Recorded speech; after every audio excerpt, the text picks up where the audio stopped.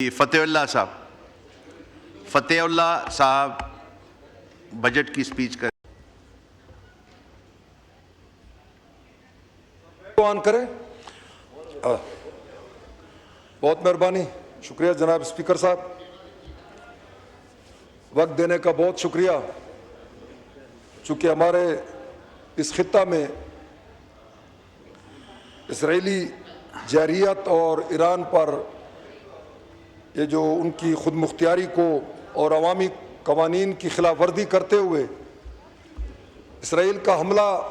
हम उसकी पुरजोर मजम्मत करते हैं और ईरान ने अपना हक के दिफा इस्तेमाल करते हुए इसराइल को करारा जवाब भी दे रहे हैं। और इस मौके पर मैं तो ये समझता हूँ कि सारी उम्मत मुसलमान उनको यकजा होकर उस मुल्क का मुकाबला करना चाहिए जिसने हमेशा दूसरे ममालिक को दहशतगर्द करार दिया, लेकिन उसकी दहशतगर्दी पर कोई भी बात नहीं करना चाहता। तो तमाम उम्मत मुसलमान को यकजा होकर इस इसराइली जारियत का मुकाबला करना चाहिए और इंशाअल्लाह ताला फतह हमारा ईमान है कि मुसलमानों की होगी। इसी तरह सर, आज पूरी कौम इस मुश्किल वक्त में ईरान के साथ खड़ी है और इसके साथ साथ मैं जनाब स्पीकर, इससे कबल के भारत ने पाकिस्तान पर बिला जवाज हमला करके और एक बहाना बनाकर मनगढ़ंत पहला गाम जो हमला था उस पर पाकिस्तान पर ठोसा है। लेकिन मैं खराज तहसीन पेश करता हूँ अपनी पाक अफवाज को, एयरफोर्स को, नेवी के कमांडर्स को, जिन्होंने अपने मुल्क की दिफा की खातिर उनको ऐसा जवाब दिया कि मेरे ख्याल में वो सारी उम्र याद रखेंगे। जनाबे वाला, मैं ये बात ज़रूर कहना चाहूँगा कि हमारे भुट्टो साहब के नवासे और बेनज़ीर के लख्ते जिगर जिस तरीके से हमारी पाकिस्तान की सालमियत, खुद मुख्तियारी और कश्मीर का जो इशू ख़त्म हो चुका था, उसको पाकिस्तानी वफद के हवाले से पूरी दुनिया को अपने मुल्क के ख़दशात और अपने मुल्क के हवाले से जो भारत ने हम पर नाजायज़ एक झूठा मुकदमा बनाकर दुनिया को अपने साथ मिलाने की कोशिश की, लेकिन अल्हम्दुलिल्लाह हमारी पाक फ़ौज ने अपने मुल्क का दिफा करते हुए उनका मुंह तोड़ जवाब दिया और आज भारत अपने मुल्क में भी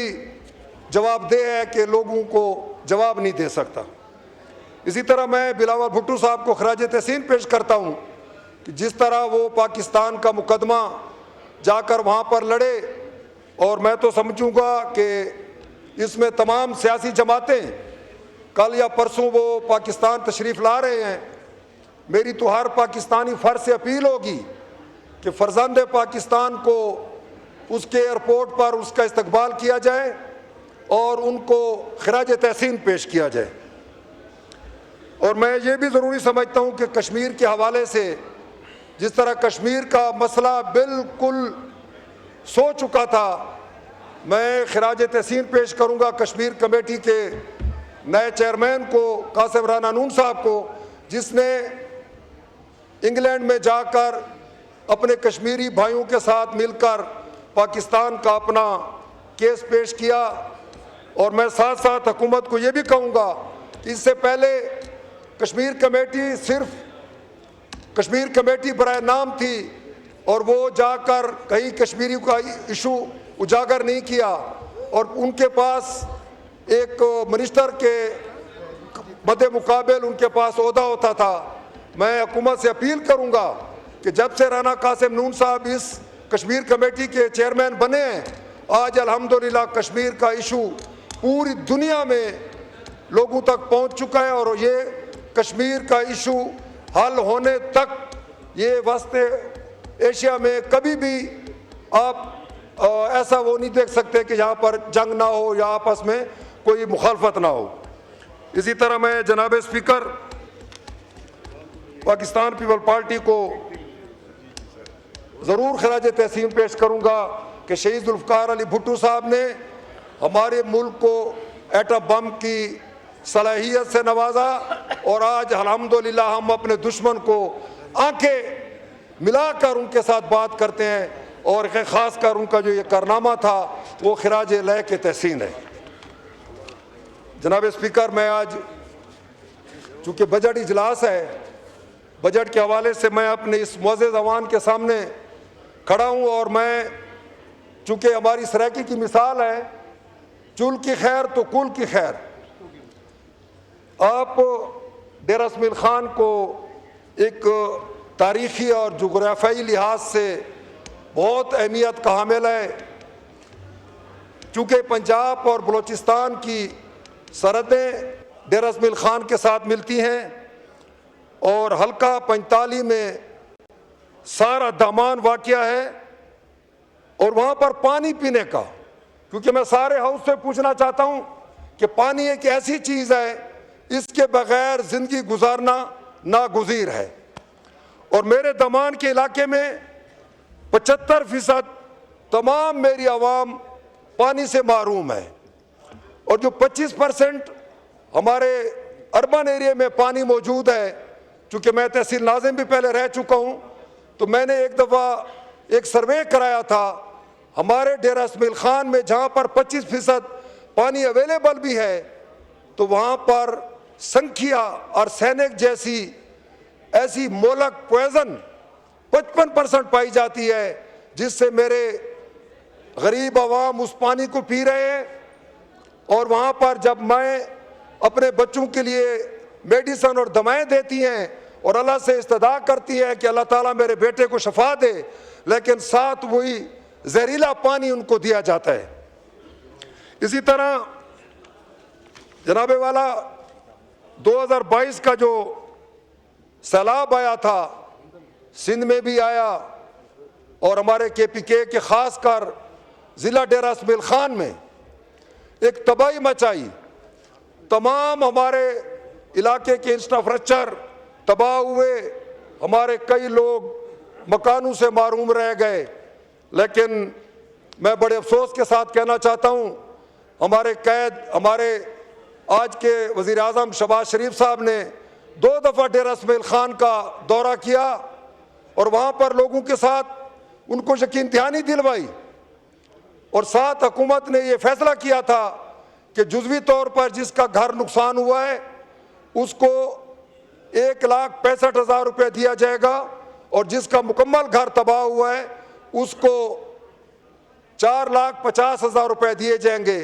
लोगों के अकाउंट्स खोले गए, लेकिन लोग आज तक बेजारो मददगार हुकूमत की तरफ देख रहे हैं। इसके बाद 2023 और 2024 में भी फ्लड आया। मैंने यहाँ पर फोरम पर उठकर बात की कि जनाबे वाला अभी तक तो पिछले सैलाब के जो सैलाबज़दा गान है वो बेजारो मददगार अपनी छत के बगैर रह रहे हैं। अभी फिर सैलाब आ गया है, क्योंकि हमारे दरिया का जो किनारा है, दरिया सिंध जो सबसे बड़ा दरिया है, वो डेरा इस्माइल ख़ान ही के साथ गुजरता है और वहाँ पर कच्चे की आबादियाँ स्पर ना होने की वजह से, हिफाजती बंद ना होने की वजह से तमाम कच्ची आबादियों को तबाही से हम किनार किया जाता है। तो यहाँ पर वज़ीर आज़म साहब ने कमेटी बनाई और तारड़ साहब आज नहीं है, वरना उनको मैं याद दिलाता कि तारड़ साहब आपने एक कमेटी बनाई और आपने इनके साथ बात की, अपना जो हमारे इस वाले डिसास्टर डिपार्टमेंट है, लेकिन आज तक कुछ भी नहीं हो सका, ना उनको खेमे मिले हैं, ना उनको कोई इमदाद दी जा रही है। तो मैं हुकूमत से अपील करूंगा कि हमारे जो सैलाबज़दा गान के लोग आज तक बेजारो मददगार हैं, उनको कुछ ना कुछ हुकूमत की तरफ से मुआवजा दिया जाए। जी मरकजी हुआ था, मरकजी जी। जनाब स्पीकर, चूँकि डेरा इस्माइल ख़ान एक ज़री इलाका है और तमाम KPK में डेरा इस्माइल ख़ान 67% ज़री अराजी रखता है और चश्मा राइट बैंक कनाल भी पाकिस्तान पीपल पार्टी शहीद जुल्फ़िकार अली भुट्टो का तोहफा है और उससे हमारे इलाके में खुशी और लहराते खेत और लोगों के लिए खुद कफालत के लिए बहुत अच्छी एक CRBC बनाई गई थी, लेकिन 2022 के फ्लड में उसकी तबाही के बाद आज तक हुकूमत ने उस नहर को दोबारा रिहेबिलिटेट करने के लिए सिंगल पैनी नहीं दी। वहाँ पर आप अंदाज़ा लगा सकते हैं इस टाइम 5 शुगर मिलें हैं और वो शुगर मिलों वाले लोग, उनके मालिकान उस CRBC को मुरम्मत कर रहे हैं, लेकिन यहाँ से 4500 क्यूसेक पानी ने जाना था, जिससे हमारा KP का इलाका और पंजाब का इलाका सराब होना था। लेकिन उस 2022 के बाद आज हमारी CRBC में सिर्फ 2700 क्यूसेक पानी जा रहा है और उससे पंजाब सारा पानी से महरूम है, और हमारा जो नीचे बेल्ट आता है वो भी सारा महरूम है, क्योंकि नहर की वो कैपेसिटी नहीं रह गई, उस कैनाल की कैपेसिटी नहीं रह गई कि वो 4500 का क्यूसेक पानी वहाँ से गुजार सके। लेकिन मैंने जब इस बजट में उसके लिए कोई रिहेबिलिटेशन का प्रोग्राम नहीं देखा, इसी तरह वाइंड अप करें, लिफ्ट कर, सर मेरा मुझे टाइम दे, मैं पूरा KPC एक और सर मुझे अपना इरफान साहब भी अपना टाइम दे गए हैं सर, लगारी साहब। सर इसमें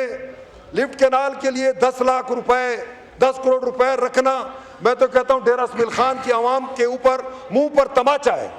क्योंकि अगर 250 अरब का प्रोजेक्ट हो और उसके लिए सिर्फ 10 करोड़ रुपए रखना ये एक मजाक है। तो मैं हुकूमत से अपील करता हूँ कि इस लिफ्ट कैनाल जो हमारे डेरा इसमाइल खान में अगर बन गई तो हमें किसी सूबे से गंदम के लिए हाथ फैलाने की जरूरत नहीं पड़ेगी। इसी तरह सर आखिरी बात करें प्लीज। सर आखिरी बात है, मैं उनके हल के लिए आता हूँ। सर दूसरे तो 17 मिनट 22 मिनट तकरीरें करते हैं। मैं बहुत पसमानदा इलाके से हूँ, मेरे इस बजट में इस किताब में कुछ भी नहीं रखा गया, कुछ तो कम से कम मुझे बोलने का तो हक दे दे सर। मैं आपसे अपील करता हूं सर, मैं आपको अली का वास्ता देता हूं कि मुझे बोलने दे। जिस तरह बजट में मैं तो ये समझता हूं कि सबसे पहले ये ऐवान जो 27 करोड़ अवाम मुंतखब करती है, क्या 25 या 27 यार आराम से बैठे मीर साहब, मैं सर ये चाहता हूं कि इन मेंबरान से मैं पूछना चाहता हूं, जब बजट बनता है ये बंद कमरों में जो हमारे ब्यूरोक्रेट्स और वो नौरतन वज़रा साहब बैठते हैं, वो सिर्फ ये बजट बनाते हैं, क्या कभी हुकूमत ने ये भी गवारा किया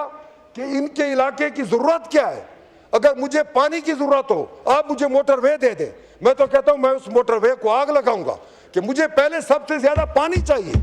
मेरी सेहत का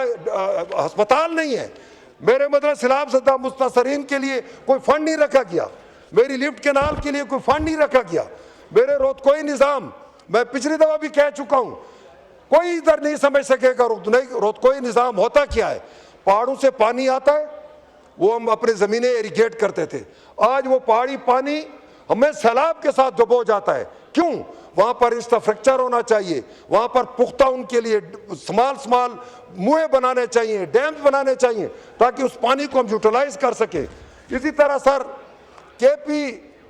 हमेशा बिजली जो है KP मुहैया करती है, लेकिन मेरे डेरा इसमाइल खान के ज़िले में खुदा की कसम से सर 1 घंटा सारा दिन बिजली होती है, न तो कोई कारोबार हो सकता है, न ट्यूबवेल चल सकता है, क्योंकि सारे ट्यूबवेल्स बिजली पे मुनहसर करते हैं और लोग पानी के लिए बूंद बूंद के लिए तरसते हैं, स्कूल बंद हो जाते हैं, कारोबार बंद हो जाता है। हम बिजली देने वाला सूबा है, लेकिन खुदारा अगर मेरा सारा फंड उस बकाया जात पे दिया जा सकता है, मैं आज यहाँ हाउस को सामने कहता हूँ मेरा तमाम फंड उन लोगों। शुक्रिया फतेहुल्लाह साहब, मेहरबानी, बस हो गया, बस अब बस 30 सेकेंड्स प्लीज। सर बिल्कुल सर, मैं ये चाहता हूँ कि हमें चाहिए हुकूमत को कि जहाँ पर आप डेवलप एरिया को डेवलप करते हैं, वहाँ पर ये जो नॉन डेवलप एरिया है, पसमानदा इलाके हैं, मैं तो कहता हूँ कि एक बजट पूरा नॉन डेवलपमेंट एरिया पर लगाया जाए ताकि वो डेवलप एरिया के बराबर आ सके। तो सर वहाँ पर डेरा इसमाइल खान में IT सेंटर की ज़रूरत है, जहाँ पर हमारे नौजवान बेरोज़गार बसर कर रहे हैं, तो उनके लिए सर मेहरबानी की जाए, गवर्नमेंट को ये तवज्जो देनी चाहिए। डेरा इसमाइल खान एक अहम ज़िला है जहाँ पर बहुत पसमानदा लोग हैं, इसके कोई हल का तलाश किया जाए। अगर कोई हल तलाश ना हुआ तो ये मेरे लिए बजट का ये जो टुकड़ा है, ये काम शुक्रिया।